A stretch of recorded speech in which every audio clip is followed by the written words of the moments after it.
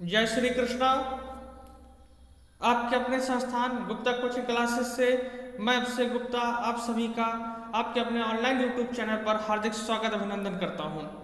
कैसे हैं आप सब? इसी विश्वास के साथ, इसी उम्मीद के साथ कि आप अच्छे होंगे, स्वस्थ होंगे और आप अच्छी तरीके से हमारे साथ मिलकर, हमारे संस्थान के साथ मिलकर आप अच्छे तरीके से अपनी पढ़ाई लिखाई कर रहे होंगे। सबसे पहले तो आप सभी को श्री कृष्ण जन्माष्टमी की हार्दिक शुभकामनाएं। देखिए, जन्माष्टमी कुछ लोग आज भी पावन पर्व मना रहे हैं इसका, और कल भी जो ऑफिशियल जो छुट्टी है वो कल है जो है। हालांकि दोनों दिन जो भी है, और लेकिन आप लोगों को श्री कृष्ण जन्माष्टमी की ढेरों बधाइयाँ, ढेरों शुभकामनाएं, बहुत बहुत बधाइयाँ आप लोगों को। भगवान श्री कृष्ण आप पर ऐसे ही अपनी छत्र छाया बनाए रखें, ऐसे ही अपना आशीर्वाद बनाए रखें, और आप इस कोरोना जैसी वैश्विक महामारी से बचकर अपनी अच्छी से पढ़ाई करते रहें और एक नया मुकाम आप हासिल करें। मेरी यही भगवान श्री कृष्ण से कामना है। आइए सारे लोग लाइव आ जाइए, जिससे आज की क्लास में आपकी स्टार्ट कर सके, एक धमाकेदार क्लास के साथ आज का हम शुभारंभ आपका कर सके। भगवान श्री कृष्ण जी से बस मेरी यही विनती है कि सारे लोग अच्छे तरीके से अपनी तैयारी करें, और सभी लोग, आप सभी लोग जो है जीवन के एक नए मुकाम पर पहुंचे। एक जो सपना आपने देखा है वो सपना आपका साकार हो, यही ईश्वर से, यही भगवान श्री कृष्ण से मेरी ये प्रार्थना, मेरी विनती है। आइए जल्दी से सारे लोग लाइव आ जाओ। सभी को जन्माष्टमी की ढेरों बधाइयाँ, ढेरों शुभकामनाएं। आपके अपने संस्थान द्वारा, गुप्ता कोचिंग क्लासेस के द्वारा आप सभी को ढेर ढेर बधाई, शुभकामनाएं आप सभी को। जल्दी से लाइव आ जाइए। सभी को गुड इवनिंग, जय श्री कृष्णा, गुड इवनिंग सभी को। जल्दी से लाइव आ जाओ मेरे प्यारे बच्चों। देखिए, कल तक का जैसे जो मैंने आपको टॉपिक पढ़ाया था फास्फीन PH3, क्यों भाई PH3 तक का मैंने आपको टॉपिक पढ़ाया था, और इस PH3 में मैंने आपको बताया था PH3 कैसे बनाया जाता है, इसके भौतिक गुण, इसके रासायनिक गुण, सारी चर्चाएं मैंने आपसे की थी। और उम्मीद मैं यही करता हूं कि आपने उसको अच्छे तरीके से लिखा होगा, नोट्स आपने अच्छे तरीके से बनाया होगा, ठीक ना। आप बिल्कुल भी लापरवाही नहीं करेंगे, आप अच्छे तरीके से मेहनत करें, क्योंकि आपके जो एग्जाम्स हैं वो फरवरी में ही होंगे। अभी मैं उसका आपको प्रूफ भी दिखाऊंगा, परेशान आप मत होइए। पहले जल्दी से सारे लोग लाइव कनेक्ट हो जाए, इसके बाद क्लास स्टार्ट करके सारी चीज़ों के बारे में हम आपसे डिस्कशन करेंगे आज। चलिए देखिए, आज पी ब्लॉक के तत्व का आज पार्ट 15 आपको पढ़ना है। पार्ट 15 आज आपको पढ़ाया जाएगा, पी ब्लॉक के तत्वों का पार्ट 15। 14 तक का पार्ट आपको पढ़ाया जा चुका है, और आज ये 15वां पार्ट आपको दिया जा रहा है। 14 पार्ट का जो प्लेलिस्ट है मैंने बना दिया है, यूट्यूब पर पड़ा हुआ है। 14 पार्ट का एक क्रम से प्लेलिस्ट है, आप अच्छे से जाकर उस 14 पार्ट को देख लीजिए। इसके बाद आप ये 15वां पार्ट देखेंगे तो सारा टॉपिक आपका क्लियर होता हुआ चला जाएगा। आइए बच्चों, सारे लोग लाइव आ जाओ। सभी को फिर से एक बार जय श्री कृष्ण, जय श्री कृष्ण सभी को। जन्माष्टमी की ढेरों बधाई आप सभी को, श्री कृष्ण जन्माष्टमी की ढेर ढेर बधाई। भगवान श्री कृष्ण की कृपा हम पर, आप पर, सब पर ऐसी बनी रहे, आपके परिवार पर बनी रहे। सारे लोग इस कोरोना जैसी वैश्विक महामारी से जल्दी छुटकारा पाएं, और इससे सभी लोग बचे रहें, सुरक्षित रहें। चलिए देखिए, कल तक का जो मैंने आपको टॉपिक PS3 तक का टॉपिक पढ़ा दिया था, और यहाँ तक का टॉपिक आपने भी अच्छे तरीके से पढ़ लिया होगा। आज आप लोग पहले हिंट डालेंगे, हिंट डालिए सारे लोग। देखिए, बहुत इंपॉर्टेंट टॉपिक, ये विगत वर्षों में पूछा गया था। इस साल की हम बात नहीं कर रहे हैं 2020 में, लेकिन इसके पहले का जो पेपर हुआ था, अगर आप पेपर उठाकर देखेंगे 16, 17, 18 के पेपर में किसी न किसी पेपर में ये क्वेश्चन एक जरूर पूछा गया है। ये क्वेश्चन है कि NH3 और PS3 में समानता, एक समानता और एक अंतर, ये क्वेश्चन पूछा जाता है। अभी हम अंतर पढ़ाएंगे, पहले समानता पढ़िए। आप लिखेंगे, हिंट डालेंगे, अमोनिया और फास्फीन में समानता। अमोनिया और फास्फीन में क्या समानता है, मोस्ट इंपॉर्टेंट है। ये विगत वर्षों में पूछा गया है, विगत वर्षों में ये पूछा गया है, और इस बार आने के भी चांसेस हैं इसके। तो आप हिंट डालेंगे, अमोनिया और फास्फीन में समानता, अमोनिया और फास्फीन में समानता। हेडिंग हो गया, जल्दी से लिख लीजिए। नोट्स ऐसे हिसाब में बनाते चले जैसे लगे कि आप ऑफलाइन कोचिंग तरह ही पढ़ रहे हैं, जैसे ऑफलाइन में आप साथ में नोट्स बनाते थे, बस ऐसे ही। नोट्स का वेट ना किया करें आपके सर जी अभी नोट्स भेजेंगे, हाँ वो तो हम भेजेंगे, लेकिन उसमें कई सारे टॉपिक्स ऐसे रहते हैं जो इधर उधर रहते हैं। तो आप अगर क्रम से नोट्स बनाते चले जाएंगे तो इसमें कोई दिक्कत नहीं होगी आपको। चलिए समानता में देखिए पहली जो समानता है बच्चों ये है कि दोनों ही रंगहीन होते हैं। दोनों क्या होता है बताइए? दोनों रंगहीन होते हैं। आप लिखेंगे दोनों रंगहीन होते हैं, ऐसे दोनों नहीं मतलब ऐसे लिखेंगे अमोनिया और फास्फीन दोनों रंगहीन होते हैं, यानी दोनों का रंग नहीं होता है। मैंने गुण में इसको पढ़ाया है। अमोनिया और फास्फीन दोनों क्या होते हैं? दोनों रंगहीन होते हैं, यानी दोनों का रंग नहीं होता है। ठीक, दोनों क्या होते हैं? रंगहीन होते हैं। दूसरा है बच्चों कि दोनों यानी अमोनिया और फास्फीन दोनों जलने में सहायक नहीं होते हैं।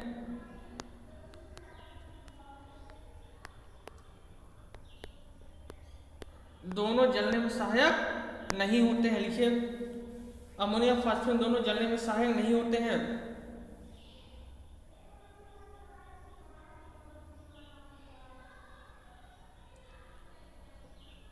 अमोनिया फास्फीन दोनों जलने में सहायक नहीं होते हैं। ठीक ना? तीसरा लिखेंगे बच्चों जल्दी से, समझ में आ रहा है ना? अच्छा देखो अब दोनों का जो सूत्र है बच्चों वो MH3 प्रकार का है कि नहीं है? बताओ दोनों का जो सूत्र है वो किस प्रकार का है? MH3 प्रकार का। जैसे अमोनिया का NH3 हो गया और फास्फीन का क्या हो गया बच्चों? PH3 हो गया कि नहीं हो गया? और दोनों ये दोनों बताओ किस टाइप के हो गए? MH3 टाइप के हो गए कि नहीं? जहां M माने नाइट्रोजन, यहाँ M माने क्या? फास्फोरस। तो दोनों के जो सूत्र होते हैं वो किस प्रकार के होते हैं? MH3 प्रकार के होते हैं। आप लिखेंगे दोनों के अणुसूत्र MH3 प्रकार के होते हैं। इसके बाद इसको ऐसे बना लीजिएगा, इसको ऐसे बना लीजिए जैसे हमने बनाया है। दोनों के अणुसूत्र MH3 प्रकार के होते हैं। जल्दी कीजिए, दोनों के अणुसूत्र किस प्रकार के होते हैं? MH3 प्रकार के होते हैं।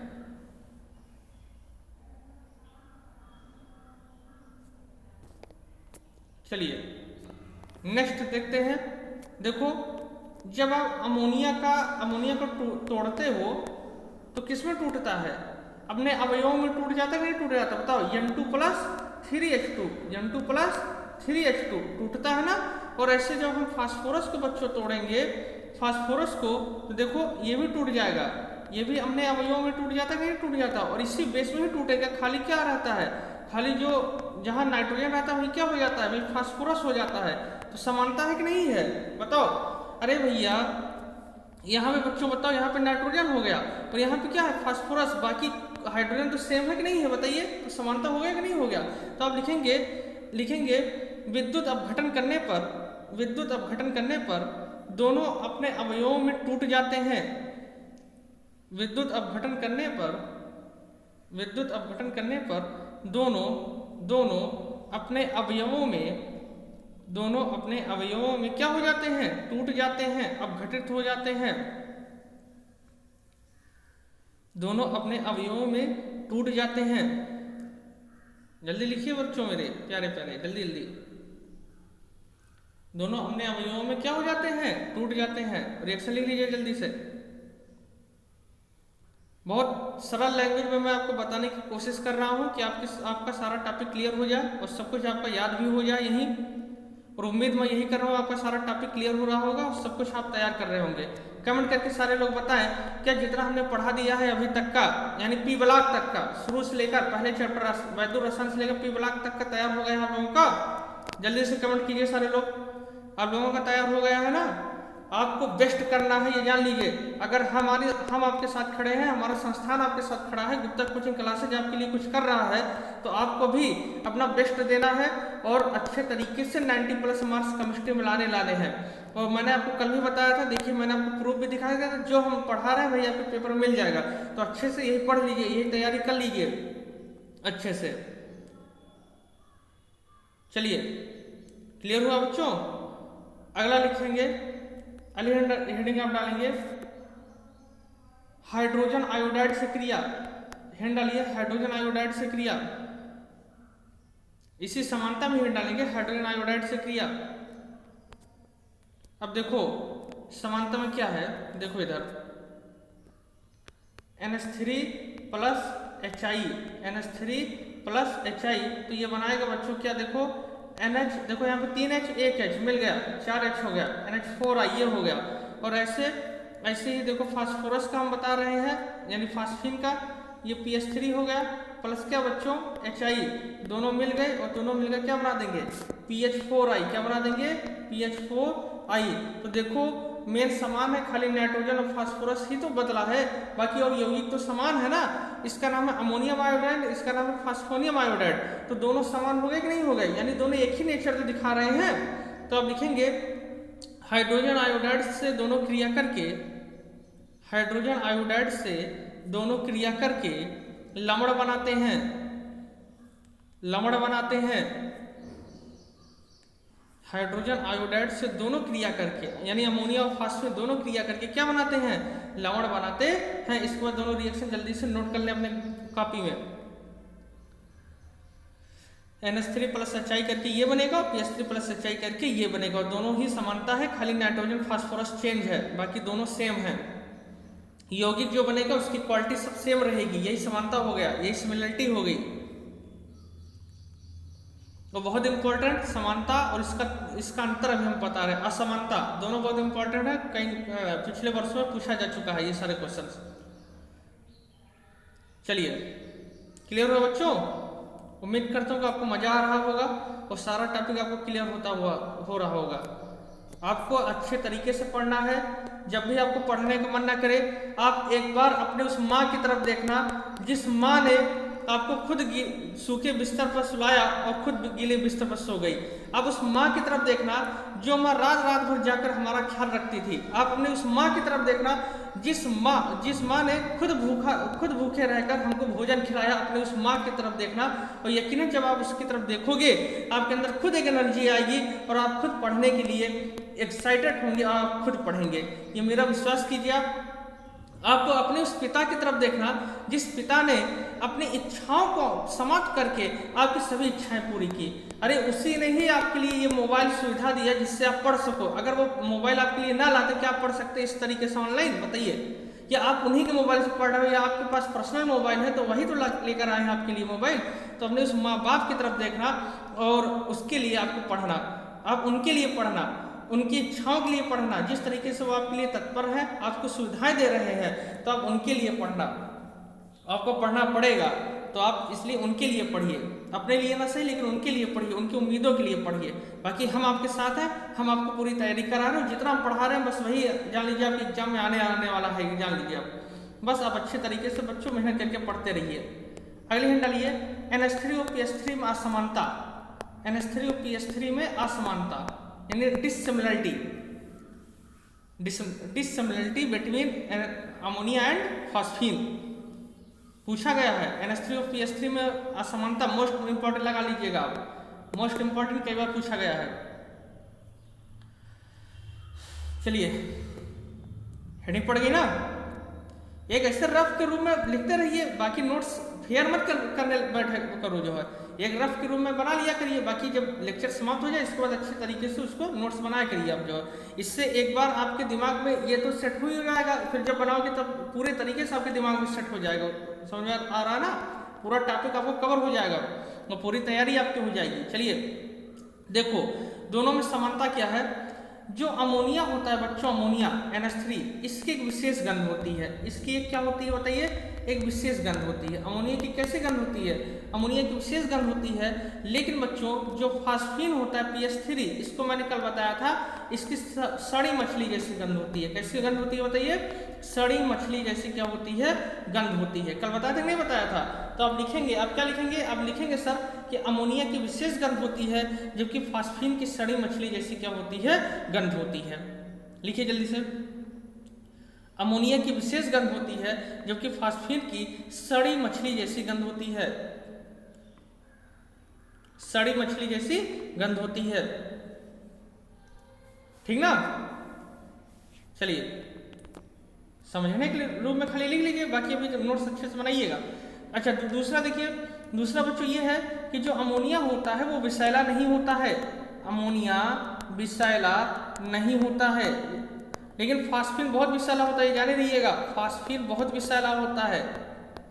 अमोनिया विषैला नहीं होता है लेकिन जो फास्फीन होता है वो बहुत विषैला होता है। फास्फीन एक बहुत विषैली गैस होती है, फास्फीन बहुत ही विषैली गैस होती है।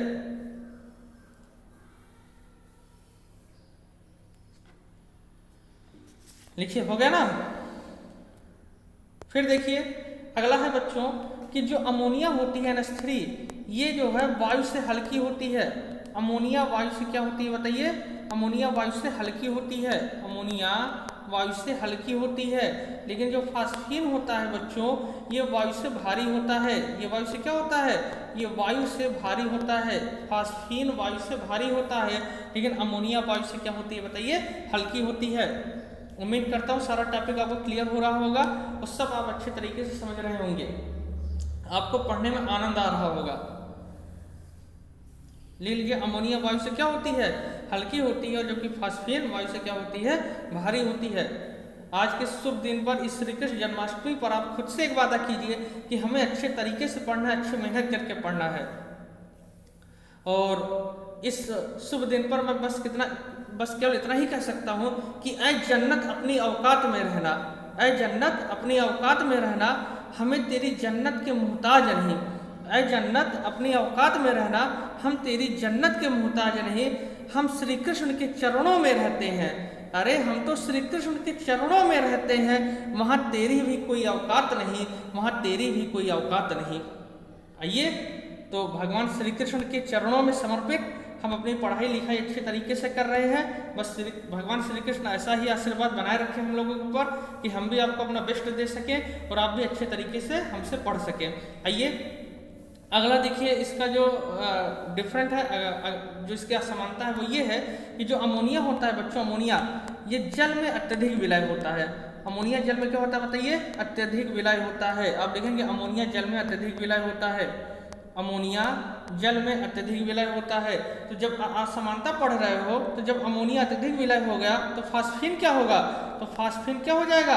अल्प विलय हो जाएगा। आप लिखेंगे अमोनिया जल में अत्यधिक विलय होता है। अमोनिया जल में अत्यधिक विलय होता है, जबकि फास्फीन जल में अल्प विलय होता है। जबकि फास्फीन जल में अल्प विलय होता है।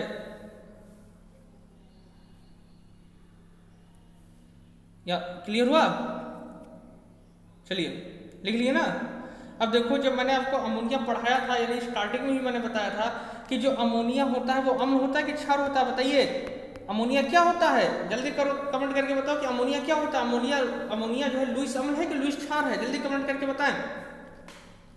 अमोनिया क्या है बताइए जल्दी से, अम्ल है कि क्षार है? आज ये देखना कितने लोग कमेंट करते हैं, कितने लोग पढ़ते हैं वाकई में। जल्दी करो। हाँ, तो अमोनिया बताइए क्या है? अमोनिया क्षार है। अमोनिया क्या है? क्षार है। मैंने बताया था ना कि अमोनिया लुईस क्षार होता है। और आप बताओ, क्षार जो होता है वो किस लिटमस को कैसा कर देता है? नीले को लाल कि लाल को नीला?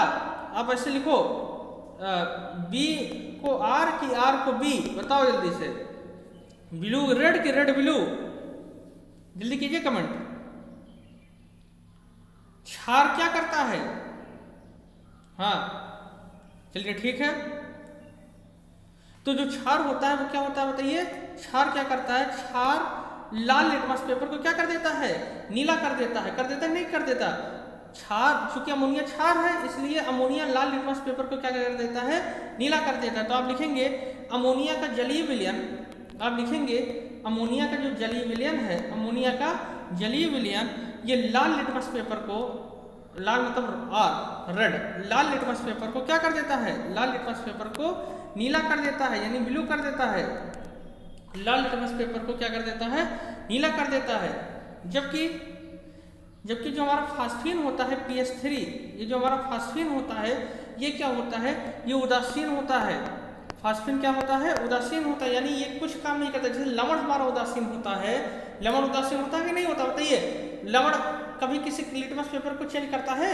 लिटमस पेपर को चेंज तो खाली अम्ल क्षार करते हैं ना। लवण क्या होता है? उदासीन। तो सेम इसी तरह फास्फीन भी क्या होता है? हमारा उदासीन होता है, लिखेंगे। किंतु फास्फीन उदासीन होता है। चलिए हो गया, क्लियर हुआ ना यहाँ तक के बात? अंतर आपको समझ में आ रहा है ना? बस अच्छे से ऐसा है, अंतर पढ़ते रहे, आपको सारा टॉपिक क्लियर होता हुआ चला जाएगा। फिर देखिए अमोनिया और फास्फीन, ये अमोनिया है ये फास्फीन है। ध्यान से समझो। आप लिखेंगे ये जो अमोनिया होता है बच्चों वो अत्यधिक अस्थायी होता है। अमोनिया क्या होता है बताइए? अत्यधिक अस्थायी होता है। अमोनिया क्या होता है? अमोनिया अत्यधिक अस्थायी होता है। लेकिन जो फास्फीन होता है वो क्या होता है बताइए? कम अस्थायी होता है। फास्फीन क्या होता है बताइए? कम अस्थायी होता है। लिखेंगे अमोनिया अत्यधिक अस्थायी होता है जबकि फास्फीन कम अस्थायी होता है। अमोनिया अत्यधिक अस्थायी होता है जबकि फास्फीन कम अस्थायी होता है।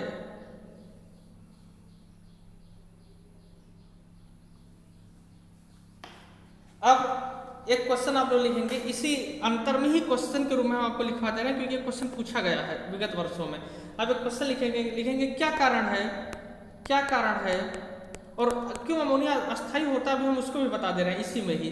क्या कारण है कि अमोनिया का क्वथनांक NH3 का क्वथनांक, क्या कारण है NH3 का क्वथनांक, NH3 का क्वथनांक pH3 से उच्च होता है यानी फास्फीन से ऊंचा होता है।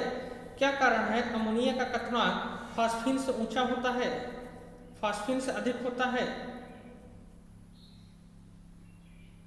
क्या कारण है अमोनिया का जो क्वथनांक होता है वो फास्फीन से अधिक होता है? तो देखो इसका रीजन क्या है, हालांकि मैंने 11 में आपको पढ़ाया था तो मैंने कहा था ये बहुत इंपॉर्टेंट क्वेश्चन है, आपको याद होना चाहिए। आंसर किसी को पता है इसका क्यों ऐसा होता है? अगर किसी को आंसर पता हो कमेंट करें। चलिए ठीक, अच्छी बात। क्योंकि अमोनिया में क्या पाया जाता है बताइए? अमोनिया में हाइड्रोजन बंध पाया जाता है। अमोनिया में क्या पाया जाता है? हाइड्रोजन बंध पाया जाता है जबकि फास्फीन में हाइड्रोजन बंध नहीं पाया जाता। इसी वजह से अमोनिया का क्वथनांक जो है फास्फीन से क्या होता है बताइए? उच्च होता है। एक लाइन का आंसर आप ये लिखेंगे कि सर अमोनिया में हाइड्रोजन बंध पाया जाता है, इस वजह से अमोनिया का जो क्वथनांक होता है वो फास्फीन से बताइए क्या होता है? वो उच्च होता है। यही मेन रीजन है। और इसी वजह से अमोनिया अत्यधिक क्या होता है? अस्थायी भी होता है। जैसा भी मैंने ऊपर लिखवाया था कि अमोनिया क्यों अस्थायी होता है, तो आप लिखेंगे अमोनिया में हाइड्रोजन बंध पाया जाता है। तो इसका आंसर यही लिखेंगे क्योंकि अमोनिया में क्या पाया जाता है? हाइड्रोजन बंध पाया जाता है जबकि फास्फीन में हाइड्रोजन बंध नहीं पाया जाता है। इसी वजह से अमोनिया का क्वथनांक फास्फीन से उच्च होता है। अंतर में ही लिखेंगे ये सारी चीजें, अंतर में ही ये सारी चीजें आप लिखेंगे। जल्दी करें, क्लियर हुआ? बताएं। यहाँ तक का अगर टॉपिक आपको सीसी हो तो आप कमेंट कर सकते हो। यहाँ तक का अगर आपको टॉपिक अच्छे तरीके से समझ में आ गया है तो आप एक बार कमेंट कर दीजिए भैया। यहाँ तक का टॉपिक अगर आपको समझ में आ गया है। चलिए देखिए, कल बहुत सारे बच्चे हमसे कमेंट करके पूछ रहे थे सर स्कूल कब खुलेगा, क्या 15 अगस्त के बाद खुलेगा कि 1 सितंबर से खुलेगा? बहुत सारे बच्चों का कमेंट बार बार आ रहा है सर स्कूल कब खुलेगा। तो देखिए मैं उसका आपको प्रूफ दिखा देता हूँ आपको अच्छे तरीके से, आप देख सकते हैं उसका प्रूफ ये है बच्चों। देखो अब सुनो, आपके लिए बहुत इंपॉर्टेंट चीजें मैं आपको बताने चल रहा हूँ। ये आज की न्यूज है, बात समझ में आ रहा ना? ये जो है आज की न्यूज है और आज की न्यूज में देखिए दिया गया है, बहुत ध्यान से देखें आप इसको। ये बता रहे हैं कि किसी भी हाल में शून्य नहीं होगा शिक्षण सत्र, किसी भी हाल में जो आपका शिक्षण सत्र है वो शून्य नहीं होगा। ये तो जान लीजिए सही बात है, मान लीजिए नहीं होगा। और सितंबर अंत तक खुल सकते हैं स्कूल। जो आपका स्कूल है वो सितंबर अंत या सितंबर की स्टार्टिंग या 20 सितंबर मतलब 15 सितंबर के मध्य में भी खुल सकते हैं आपके स्कूल जो है, ठीक ना? कोरोना के देखते हुए, प्रभाव को देखते हुए, हालांकि ये दिल्ली की न्यूज है यानी केंद्र सरकार की गाइडलाइंस है, कोई यूपी गवर्नमेंट का नहीं है। कहने का मतलब है कि जो फैसला लेगा सीधे सीधे केंद्र सरकार लेंगे, यानी नरेंद्र मोदी की जो टीम लेगी वही सबको मान्य होगा, वही सबको मानना होगा। और एक सबसे इंपॉर्टेंट चीज आपके लिए देखिए, बोर्ड परीक्षा समय पर कराने की प्राथमिकता। जो आपका बोर्ड परीक्षा वो आपके समय पर होगा, ये सबसे इंपॉर्टेंट चीज, आप पहले इसको देख लो। जो आपका बोर्ड परीक्षा है वो समय पर कराने की पूरी प्राथमिकता सरकार की है। देखिए बोर्ड परीक्षा समय पर कराने की प्राथमिकता, जो आपकी बोर्ड परीक्षा है वो पूरी तरीके से समय पर कराने की प्राथमिकता बताई जा रही है। यानी फरवरी में ही जो आपके बोर्ड पेपर होते हैं वो आपके बोर्ड पेपर होंगे। आप देख सकते हो पेपर की पूरी न्यूज है, समझ में आ रहा ना? बोर्ड परीक्षा आपके समय पर ही होगी। क्यों ऐसा होगा? क्योंकि आपकी ऑनलाइन पढ़ाई के माध्यम से पढ़ाई कराई जा रही है। इसी वजह से बोर्ड परीक्षा में बार बार आपसे करा था, बोर्ड परीक्षा आपके फरवरी में ही होंगे। अब ये संशय में मत रहिएगा कि आपके एग्जाम नहीं होंगे, टल जाएंगे। आपके पास समय अब धीरे धीरे कम होता जा रहा है, इस वजह से आप अच्छी से तैयारी अपनी करते रहें और हम आपके साथ खड़े हैं। आपको जितना हमसे हो पा रहा है हम आपको अपना बेस्ट दे रहे हैं। देखिए, फिजिक्स की या मैथ की हम क्लास नहीं दिला पा रहे हैं क्योंकि इसके पीछे रीजन ये है कि अतुल सर पेपर देकर आए, उनकी तबीयत ज़्यादा खराब हो गई है, मतलब बुखार हो गया है, जो है सर्दी जुकाम बुखार हो गया है उनको। अरे वो कोरोना वाला नहीं है यार, वायरल फीवर ज़्यादा हो गया है, इस वजह से नहीं आ पा रहे हैं क्लास लेने के लिए। उधर पेपर था, पेपर का बर्डन था, अब इधर ये सारी चीज़ें हैं तो हम भी नहीं कर सकते, प्रेशर नहीं कर सकते, ठीक ना। तो इस वजह से क्लास भैया नहीं हो पा रहा फिजिक्स का। तो खैर, जितना हमसे लेकिन हो पा रहा है भैया हम आपको केमिस्ट्री का दे रहे हैं। आप लोग अच्छे से तैयारी कम से कम केमिस्ट्री की करते रहें। बाकी जैसा होगा, जैसे ही कोचिंग खुलेगा, यानी जैसे ही स्कूल खुलने का आदेश होगा, तुरंत आप कोचिंग खोलकर आपको 1-1, 1.5 घंटे की पढ़ाई कराकर आपका सारा सिलेबस कवर कराया जाएगा। हमारा आपसे वादा है, ऑनलाइन और ऑफलाइन दोनों के माध्यम से आपका सिलेबस कवर कराएंगे। कुछ चीज़ें जो हमसे ऑनलाइन होगा हम उसको ऑनलाइन भी दे देंगे और कुछ चीज़ें जो ऑफलाइन क्लास में होगा वो ऑफलाइन देंगे। कहने का मतलब क्या है, आपको डेली ऑफलाइन तो मिलेगा ही मिलेगा, साथ में ऑनलाइन क्लास भी आपको मिलती चली जाएंगी। मतलब अभी ऑर्गेनिक केमिस्ट्री आपका पूरा बच्चा, अभी ये भी केमिस्ट्री पूरा बच्चा है, तो ऑफलाइन ऑनलाइन दोनों के माध्यम से हम आपका सिलेबस कवर कराने का प्रयास करेंगे। और फिजिक्स में भी ऐसा होगा क्योंकि फिजिक्स का सिलेबस अभी आप देख रहे हो बहुत सिलेबस पीछे है फिजिक्स का आपका, तो ये भी दोनों ऑनलाइन और ऑफलाइन के माध्यम से हम आपका सिलेबस कवर कराएंगे। हम आपके लिए पूरी तरीके से तत्पर हैं और आपके लिए हम कराएंगे, बस आप भी अच्छे तरीके से पढ़ते रहें। और सितंबर के मध्य तक या सितंबर की स्टार्टिंग तक आपके स्कूल की खुलने की पूरे चांसेस हैं। और कोचिंग भी जब स्कूल खुलेगा तभी कोचिंग खुल पाएगा, उसके पहले कोचिंग हम भी नहीं खोल सकते क्योंकि सरकार के खिलाफ हम भी नहीं जा सकते। हालांकि कोचिंग खुली ये बात नहीं है, बहुत सारे कोचिंग वाले पढ़ा भी रहे हैं, ऐसी कोई बात नहीं है सब। और मतलब कि बहुत सारे बच्चे हमारे पास फ़ोन करके बता भी रहते हैं सर कोचिंग खुली यहाँ पे पढ़ा दीजिए, लेकिन जो है जब सरकार का आदेश आएगा तभी हम कुछ ऐसा काम करेंगे क्योंकि सरकार के खिलाफ हम भी नहीं जा सकते। और आप जान भी रहे हो मेन रोड पे हमारा सब कुछ है जो है, तो सारी प्रॉब्लम्स हैं। हालांकि ऑनलाइन के माध्यम से हम आपको दे रहे हैं पढ़ाई, और आप जैसे ही कोचिंग खुलेगा ऑफलाइन ऑनलाइन दोनों के माध्यम से आपकी पढ़ाई देंगे। तो बोर्ड परीक्षा आपके समय पर कराने की पूरी प्राथमिकता है। तो बच्चों आप लोग पूरी तरीके से तत्पर रहें, अपनी तैयारी अच्छे तरीके से करते रहें, हमारे साथ मिलकर आप अच्छी तरीके से तैयारी कीजिए, हम आपके साथ हैं और आपकी पूरी पढ़ाई हम आपका कराएंगे, ठीक ना। आइए, इसलिए अब आपके डाउट नहीं होने चाहिए, आपके दिमाग में कोई संशय नहीं होना चाहिए कि आपका बोर्ड परीक्षा कब होगा, आपके स्कूल कब खुलेंगे। तो स्कूल सब सितंबर से, उम्मीद लगभग यही है, 95% यही चांसेस यही हो रहे हैं कि सितंबर से आपके स्कूल खुलेंगे। पहले 10th और 12th वालों की क्लास स्टार्ट होगी, पहले 10th और 12th वालों को ही खोला जाएगा, इसके बाद जो है धीरे धीरे सबको खोला जाएगा क्योंकि इन दोनों को बोर्ड एग्जाम है आप दोनों का, तो पहले आप दोनों के ही स्कूल खोला जाएगा, इसके बाद ही सारे स्कूल खुलेंगे। आइए, अब क्या है बच्चों, अब हम नेक्स्ट टॉपिक तरफ चलते हैं, यानी हमारा खत्म हुआ, अंतर और समानता हमारा खत्म हो गया। अब आप सारे लोग यहाँ डालेंगे फास्फोरस ट्राइक्लोराइड PCl3, PCl3 आप सारे लोग हेडिंग करेंगे PCl3, phosphorus trichloride PCl3, PCl3। चलिए, क्या होता है PCl3? PCl3 कैसे बनाएंगे? देखो, हेड डालेंगे बनाने की विधि, अब हेड डालेंगे बनाने की विधि, और बनाने की हेडिंग में हेड डालेंगे पहला प्रयोगशाला विधि, प्रयोगशाला विधि। चलिए देखिए क्या होता है प्रयोगशाला विधि। प्रयोगशाला विधि जो होता है आपका, देखो सफेद फास्फोरस का सूत्र क्या होता है? P4 होता है, मैंने आपको रिएक्शन करवाया है पीछे, और इसकी क्रिया हम किससे करा देंगे? क्लोरीन से करा देंगे, 6Cl2 से करा देंगे। तो देखो 4 फास्फोरस 12 क्लोरीन, क्या बना सकते हो आप? तो आप तुरंत बना सकते हो 4PCl3, 4PCl3 आप तुरंत बना लोगे, नहीं बना दोगे? 4 फास्फोरस 6 क्लोरीन क्या बन गया? 4PCl3 आपका बन गया कि नहीं बन गया? बताओ, 4 3 12, 6 2 12, बैलेंस है, लिख लो जल्दी से। लिखेंगे सफेद फास्फोरस की क्रिया क्लोरीन से कराने पर फास्फोरस ट्राइक्लोराइड PCl3 का निर्माण होता है।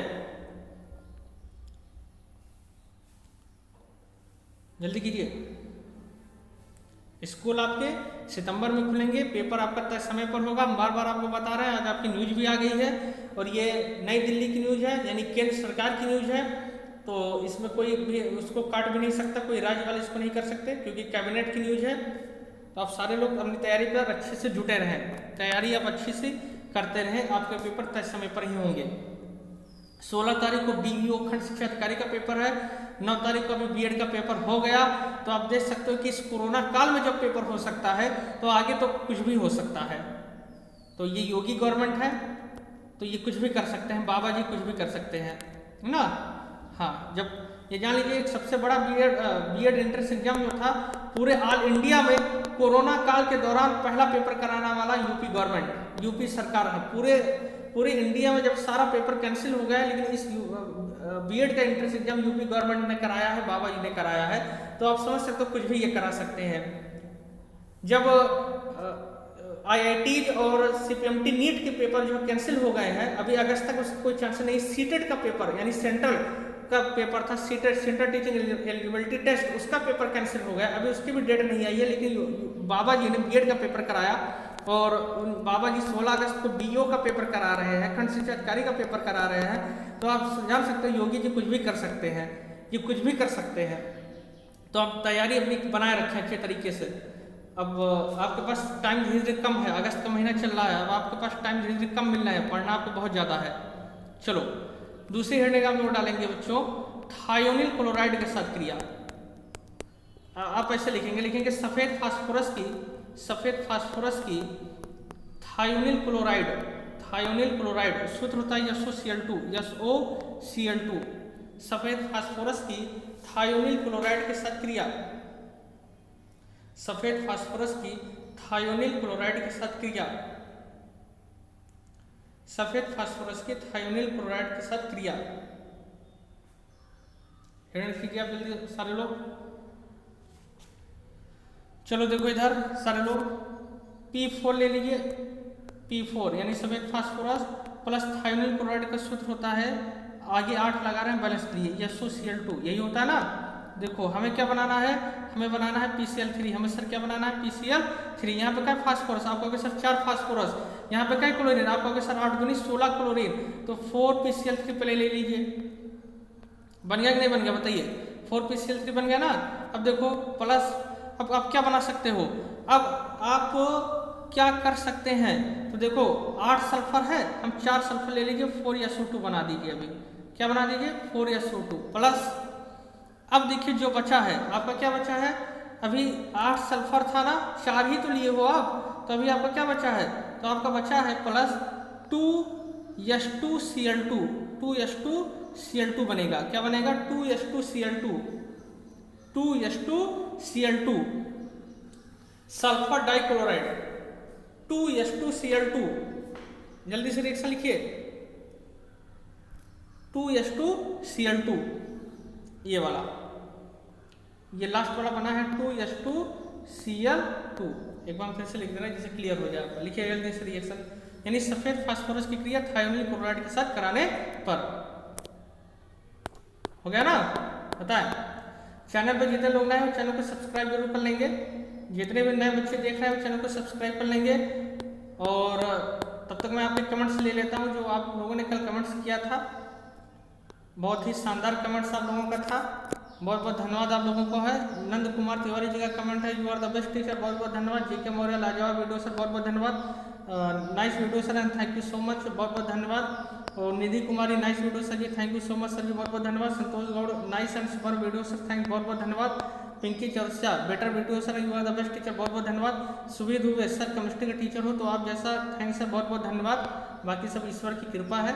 और Anjali Vishwakarma sir, your thought is good and your teaching method also that, बहुत बहुत धन्यवाद अंजलि जी, बहुत बहुत धन्यवाद आपको। विवेक कुमार आज का वीडियो बहुत ही नाइस था, थैंक्स सर जी, बहुत बहुत धन्यवाद Vivek Kumar. Prabhakar Yadav very very very super video sir, बहुत बहुत धन्यवाद। आप सभी को बहुत बहुत धन्यवाद, जिस तरीके से आप कमेंट्स करते हैं, बहुत बहुत धन्यवाद आप सभी को। और इसी कमेंट्स के माध्यम से ही हम लोग आपके लिए बेस्ट करते हैं। बस आप भी अच्छे तरीके से पढ़ते रहें। जो भी नए बच्चे हैं वो चैनल पर सब्सक्राइब जरूर कर लेंगे। वो लोग आपके अपने संस्थान गुप्ता कोचिंग क्लासेज के द्वारा ही आपको इस सारी चीज़ें दी जा रही हैं। और हमने इस एक ऑनलाइन प्लेटफॉर्म बनाया अपनी कोचिंग से ही 9 to 12 एकेडमिक क्लासेज लेकर, जिससे मैं आपको सारा चीज़ दे सकूँ। यहाँ पे तो 16 वीडियो, अब 16 नहीं, ये लगभग जो है 50+ वीडियो पढ़ चुका है इस चैनल पर। जो है लगातार वीडियो हम दे रहे हैं, क्लास 10, क्लास 11, क्लास 12, तो आप सारे लोग अच्छे तरीके से पढ़ते हैं। 10th की भी वीडियो मिल रही है, 11th 12th लगातार 10th 11th 12th तीनों की क्लासेस चल रही है जो है।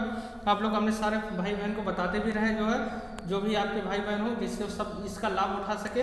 बाकी हम आपके लिए बेस्ट कर रहे हैं, आपके लिए हम अच्छा करेंगे और आप लोग भी बस अच्छे से मेहनत करते रहें। जो भी आपके 10th या 11th में भाई बहन है या जो 12th में अभी भी हमसे नहीं जुड़ पाए हैं, उनको भी बता दीजिए, सारे लोग जुड़ सके और आप लोग परेशान ना हो। हम आपको ऑफलाइन और प्लस ऑनलाइन तो अभी चल ही रहा है, लेकिन जैसे कोचिंग खुलेगी ऑफलाइन और ऑनलाइन दोनों के माध्यम से हम आपका सिलेबस कवर करेंगे। जैसे जब आप कोचिंग पढ़ने आओगे तो वहाँ पे हम ऑफलाइन, जैसे मान लीजिए सुबह का बैच हम आपको ऑफलाइन पढ़ा देंगे, ठीक ना। इसके बाद ऑनलाइन तो हम चाहे जब आपका मान लीजिए लाइव हम आपको ना पढ़ा सके तो हम वीडियो रिकॉर्ड करके भी डाल देंगे।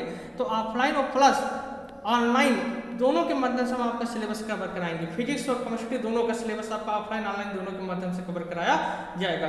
तो आप बिल्कुल परेशान ना हो। ऑफलाइन तो अभी मान लीजिए बंद है तो अभी ऑनलाइन ही पढ़ रहे हो, लेकिन जैसे ही मान लीजिए कोचिंग खुलती है तो वहाँ पे जो टफ चैप्टर है वो ऑफलाइन में ही पढ़ाया जा सकता है, उसको हम ऑनलाइन, जैसे सॉलिड ठोस अवस्था, ये जो ठोस अवस्था चैप्टर है बच्चों, इसको हम ऑनलाइन कभी नहीं पढ़ा सकते, इसको हम क्लास में ही आपको पढ़ाएंगे। ऑफलाइन आपको आपके सामने हम खड़े होकर ही इसको पढ़ा सकते हैं। बात समझ में आ रहा है ना, इसको हम इस तरीके से नहीं पढ़ा सकते। ये सारी चीज़ें, जैसे पी ब्लॉक है, ये मान लीजिए जो है रिएक्शन है, समझाने वाली चीज़ें, ये हम आपको पढ़ा देंगे। लेकिन जैसे सॉलिड हो गया, विलयन हो गया, ये सारी चीज़ें हम आपको और ऑफलाइन ही पढ़ा सकते हैं, इसको हम ऑनलाइन नहीं पढ़ा सकते आपको जो है। इस वजह से हम ये चैप्टर भी नहीं पढ़ा रहे हैं। तो ये जब आप कोचिंग पढ़ने आएंगे तभी हम इसको पढ़ा सकते हैं, ठीक ना। बाकी जितना हो रहा है हम आपको ऑनलाइन के माध्यम से जो चीज़ें हम, जैसे लंबा चैप्टर ये पी ब्लॉक है, हम इसको खत्म करने की कोशिश कर रहे हैं, जिससे पी ब्लॉक धीरे धीरे आपका ऑनलाइन के माध्यम से कवर हो जाए और इसके आगे भी जो चैप्टर है धीरे धीरे ऑनलाइन के माध्यम से कवर हो जाए। तो ऑफलाइन प्लस ऑनलाइन दोनों के माध्यम से हम आपकी पढ़ाई कराएंगे। बस आप लोग भी अच्छे तरीके से पढ़ते रहें। आज की क्लास हम यहीं तक रखते हैं, ठीक ना। बाकी के लिए कल फिर मिलेंगे एक नई ऊर्जा के साथ, एक नए उत्साह के साथ। तब तक के लिए बहुत बहुत धन्यवाद।